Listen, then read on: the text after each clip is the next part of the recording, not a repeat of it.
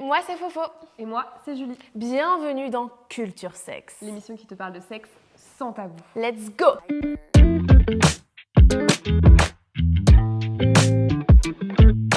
Alors aujourd'hui, on va parler du concept de virginité. Alors est-ce que ça fait mal? Est-ce qu'on saigne? Qu'est-ce que c'est? Stop, 2 secondes. On va d'abord définir ce que c'est la virginité.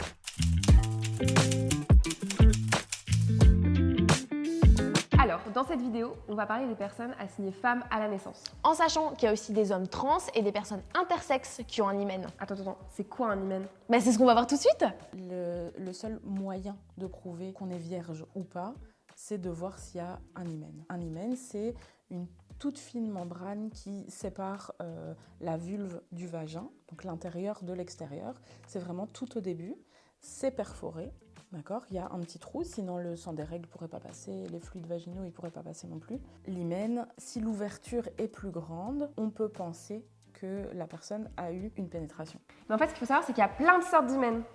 Donc il y a des hymens qui ne sont pas du tout perforés, ce qui là pose problème et il faut absolument le perforer pour que le sang des règles puisse passer par exemple. Et il y a des hymens qui sont micro-perforés, il y a des hymens qui sont fendus en deux, il y a des hymens compléants qui sont très souples et donc qui peuvent s'ouvrir, se dilater et pas se dilater. Et il y a même des femmes qui naissent sans hymen. C'est une membrane qui évolue tout au long de la vie de la femme. Bah oui, par exemple, si t'as fait 10 ans de cheval, Pourquoi le cheval?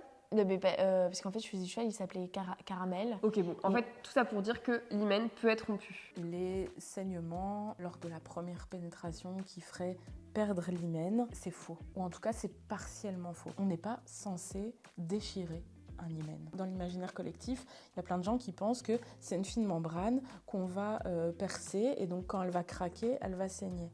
Alors que un hymen, il est déjà perforé. Si on le déchire, ce qui est possible, c'est que ça n'a pas été très délicat, c'est qu'il n'y a pas eu suffisamment de lubrification, c'est que la personne n'était pas suffisamment détendue. Un hymen, il est censé s'ouvrir et se détendre. Donc il n'est pas censé saigner. Alors peut-être un tout petit peu, parce que ça aurait été un peu tendu sur un côté et que ça aurait un petit peu... Mais c'est pas censé saigner beaucoup, c'est pas censé faire mal. Mais du coup, la virginité, c'est qu'un truc de meuf? Virginité, ça vient de Virgo, et ça veut dire jeune fille. Donc ce qui veut dire que c'est censé ne concerner que les filles, déjà. Donc c'est problématique. Pour les garçons, on dirait plutôt puceau. La virginité, c'est vraiment un concept qui a été imposé aux femmes. En tout cas aux personnes assignées femmes à la naissance. Il y a plein de raisons qui font que nous, en tout cas ici, au planning, on n'est pas... d'accord avec ce concept de virginité. Alors, on ne va pas imposer nos valeurs aux personnes qui viennent. S'ils sont à l'aise avec ce concept-là, on va travailler autour de ce concept-là. Mais en tout cas, ce concept de virginité, il est daté. Il y a des personnes qui ne sont pas des femmes qui ont un hymen, d'accord? Donc ça concerne des hommes.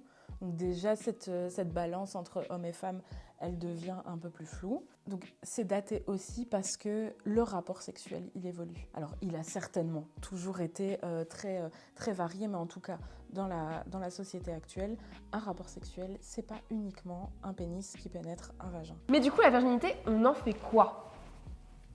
Ah, c'est à moi de parler? Bah à la base, oui, mais bon, du coup, on va laisser la parole à Virginie. Il faut la déconstruire parce que c'est hyper important que les gens ils comprennent qu'un rapport sexuel, c'est pas que une pénétration, c'est pas obligatoire, c'est pas... Alors du coup, ça perturbe beaucoup les gens qui entrent dans la sexualité parce qu'ils n'arrivent plus à savoir quand ils ont fait leur première fois ou pas. Ça, c'est vrai.